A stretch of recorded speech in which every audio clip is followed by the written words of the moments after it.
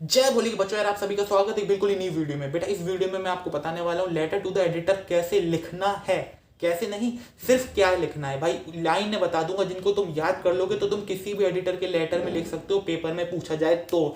सिर्फ याद करना है लाइन्स को। तो चलिए बेटा बिना किसी देरी के पहुंचते हैं अपनी कॉपी पेन पर, आ जाइए।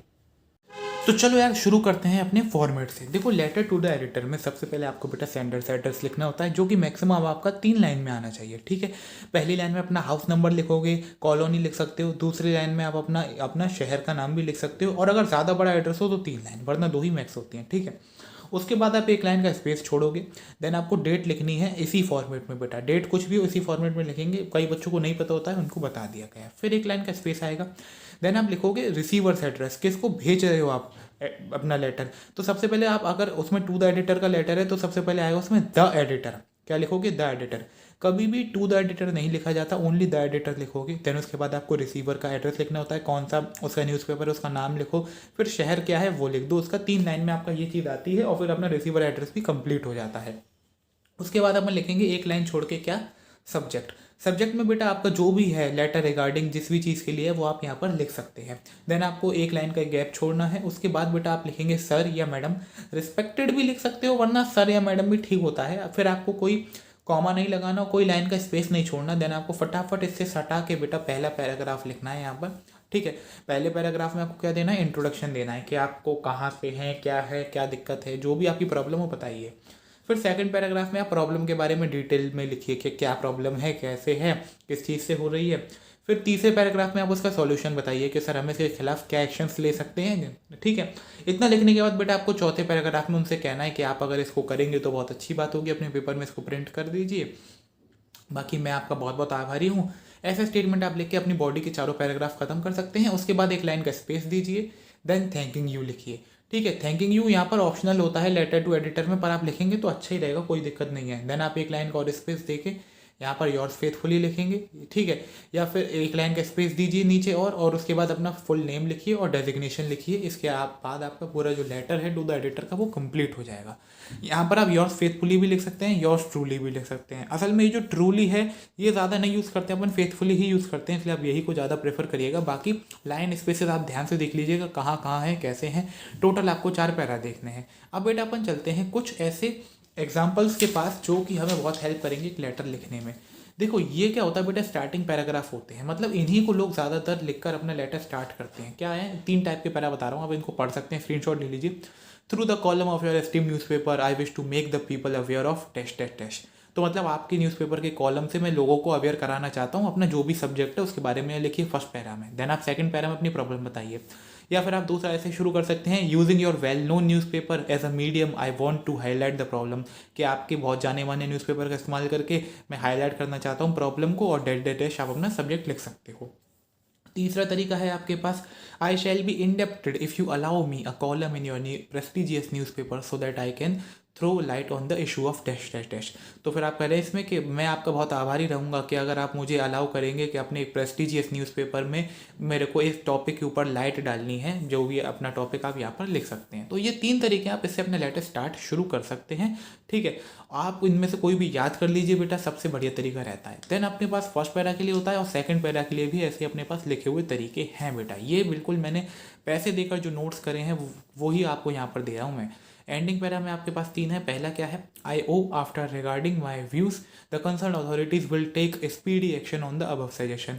कि वो कहता है कि मैं ऋणी होऊंगा, ऋणी मतलब आपका कर्जदार रहूँगा कि अगर आप मेरे व्यूज़ को पढ़ने के बाद जल्द से जल्द एक्शन लेते हैं। इसके साथ आप फिर क्या लिखेंगे एंड में? थैंकिंग यू योर फेथफुली के बाद अपना नाम डेजिग्नेशन। या सेकंड टाइप आप ये भी लिख सकते हैं, I hope my thoughts will make the affected people and the authorities take some action. कि मतलब भाई मेरे ख्याल से कि मेरा जो ये एक्शन है उससे जो अफेक्टेड पीपल हैं वो और जो अथॉरिटीज़ हैं वो कुछ ना कुछ तो पॉजिटिव एक्शन लेंगी ही।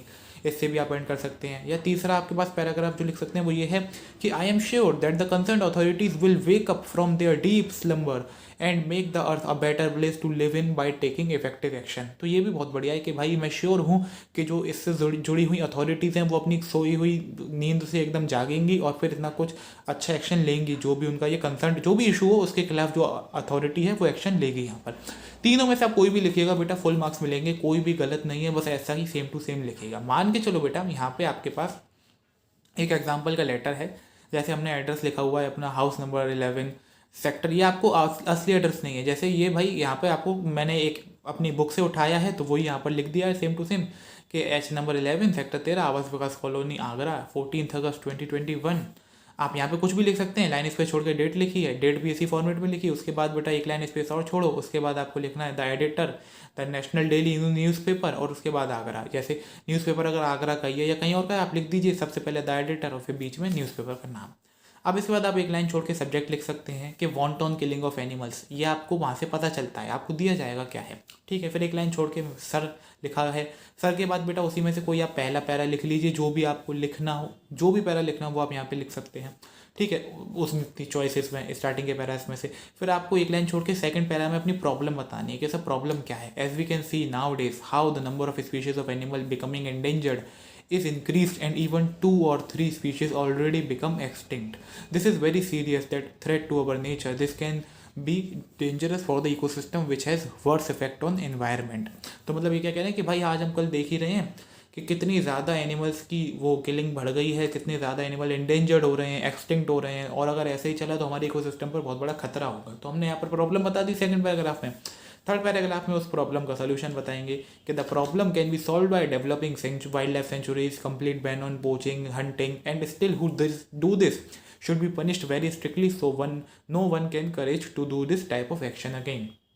कि मतलब जो भी लोग ऐसा करें तो फिर भाई हम उनको क्या करें, पनिश करें बहुत अच्छे से, और बाकी इसको हम वाइल्ड लाइफ सेंचुरीज बनाकर भी सॉल्व कर सकते हैं, या पोचिंग जो है उसको बैन कर सकते हैं अपन, कई सारे रास्ते अपन ने बता दिए। लास्ट पैरा में आप कोई भी एंडिंग का ले लेना, यहाँ पे मैंने लिखा नहीं है वो, और उसके बाद आप क्या कर सकते हो अपना जो भी थैंकिंग यू योर्स फेथफुली, उसके बाद अपना नाम लिख के बेटा आपका लेटर एंड हो जाएगा। और ये अगर इस तरीके से आपने लेटर लिखा तो आपको पूरे मार्क्स मिलने वाले हैं आपके पेपर में।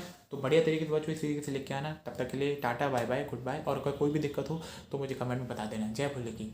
तो बच्चों अब एग्जांपल देख लेते हैं अपन लेटर टू द एडिटर का। तो क्वेश्चन आपको दे रखा है, यू आर राज और Rashmi, you read an article in a national daily highlighting the wanton killing of animals for fun furs and passion. तो मतलब आप यहाँ पर राज और रश्मि बन के लेटर लिखने वाले हैं। किस चीज़ को आप अपना प्रॉब्लम बताएंगे यहाँ पर, वो है वांटन किलिंग ऑफ एनिमल्स, मतलब जो जानवरों को जानबूझ के मारा जा रहा है, क्यों, मज़े के लिए, उनके फर्स के लिए या अपने पैशन के लिए, ठीक है। तो आपको यहाँ पर लेटर लिखना है प्रेस्टिजियस नेशनल डेली न्यूज़पेपर को, ठीक है, मतलब उनके एडिटर को आपको एक लेटर लिखना है यहाँ पे। अब देखते हैं हम इसे कैसे लिखेंगे। तो बच्चों आ जाइए शुरू करते हैं। सबसे पहले क्या आता है अपना, सबसे पहले आता है अपना सेंडर्स एड्रेस। देखो यहाँ पे 3 लाइन का एक एड्रेस है, एक तरफ 2 लाइन का है, दोनों ही चल जाएंगे। आपको बस लिखना है ऐसे, ये house number then colony then अपना सिटी, ठीक है। अगर आपके हाउस नंबर के बाद कुछ नहीं है तो आप डायरेक्ट वहाँ पर भी कॉलोनी लिख सकते हैं। ये मैंने एक एग्जाम्पल उठाया है बुक में से, आप इसको देखा देखी और भी प्रैक्टिस कर सकते हैं। फिर अपना लाएगा लाइन स्पेस, देन अपनी डेट आएगी इसी फॉर्मेट में, फिर लाइन स्पेस, फिर आ गया बेटा रिसीवर एड्रेस। अब जैसा कि बात हुई थी सबसे पहले क्या आएगा, द एडिटर, ठीक है। तो अपन ने लिखा द एडिटर, उसके बाद लिखा जो भी न्यूज़पेपर का नाम क्वेश्चन में दिया हुआ है, द नेशनल डेली, उसके बाद जो भी सिटी का है, दिल्ली है, आगरा है, पंजाब है, जो भी है आप वो लिख दीजिए। फिर एक लाइन छोड़ के यहाँ पर सब्जेक्ट। अब सब्जेक्ट क्या था, आपको पीछे दिया गया था वांटन किलिंग ऑफ एनिमल्स, साफ साफ बोला गया था हाईलाइटिंग द वांटन किलिंग, तो आप यहाँ से वही उठा सकते हैं और छाप सकते हैं एकदम बढ़िया तरीके से। उसके बाद आप एक लाइन का स्पेस देंगे, देन आप सर लिखेंगे या मैडम, ठीक है। अब कोई स्पेस नहीं देना। अब बेटा पहला पैरा लिखना है। पहले पैरा में मैंने तुम्हें 3 ऑप्शन दिए हैं, जो भी लिखना चाहो वो लिख लो। जैसे यहाँ पे लिखा हुआ है through the column of your esteem newspaper, यानी पहला वाला option, I wish to make the people aware of wanton killing of animals for fun and passion. तो मतलब आपके न्यूज़पेपर के एक एस्टीम्ड कॉलम से मैं लोगों को अवेयर करना चाहता हूँ वांटन किलिंग ऑफ एनिमल्स के बारे में, जो कि क्यों हो रही है, सिर्फ मज़े के लिए, उनके फ़र्ज के लिए और अपने पैशन के लिए हो रही है, ठीक है। अब पहले पैरा में इंट्रो हो गया। अब दूसरे पैरा में अपने लिखी बेटा प्रॉब्लम क्या है, एक्सप्लेन करा अच्छे से। तो उसमें क्या लिखा, as we can see nowadays how the number of species of animals becoming endangered is increased and even 2 or 3 species already become extinct. तो मतलब हम देख सकते हैं आजकल के कैसे जो मरने वाले जानवरों की संख्या है वो दिन ब दिन बढ़ती जा रही है, और जो स्पीशीज है वो एंडेंजर्ड भी ज़्यादा हो रही हैं, और 2-3 स्पीशीज तो कम से कम एक्सटिंक्ट भी हो चुकी हैं। This is a very serious threat to our nature. This can unbalance the ecosystem which has worse effect on environment. तो मतलब ये बहुत ही सीरियस थ्रेट है भाई नेचर को हमारे, और इससे पूरा इकोसिस्टम भी अनबैलेंस हो सकता है और इसका एनवायरनमेंट पे भी काफ़ी बुरा इफेक्ट होगा। तो अपन ने पूरी प्रॉब्लम बता दी, कहाँ से आई, कैसे आई, क्या उसके इफेक्ट्स आ रहे हैं, ठीक है, अब भाई अपन लिखेंगे इसका तीसरे पैरा में solution. This problem can be replace या solve by developing wild life sanctuaries, complete ban on poaching, hunting etcetera.